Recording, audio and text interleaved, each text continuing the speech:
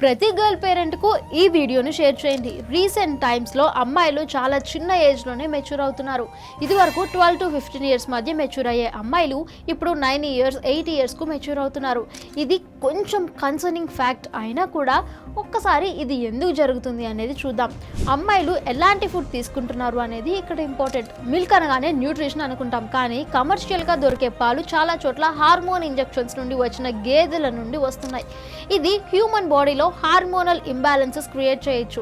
అలాగే broiler chicken కూడా, ఇది కూడా సేమ్ రీజన్. అలాగే చిన్నప్పుడే పర్ఫ్యూమ్స్, మేకప్ ఐటమ్స్ వాడడం వల్ల కూడా కొన్ని సింథటిక్ కెమికల్స్ బాడీలో ఈస్ట్రోజన్ లెవెల్స్ పెంచుతాయని స్టడీస్ చెప్తున్నాయి. వీటిని ఎండోక్రైన్ డిస్టర్ప్టర్స్ అంటారు. ఇవి బాడీలో ఉన్న న్యాచురల్ బ్యాలెన్స్ ని దెబ్బతీస్తాయి.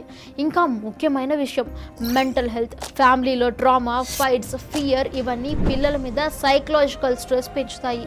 ఇది కూడా ఎర్లీ ప్యూబర్టీకి కారణమవుతుంది.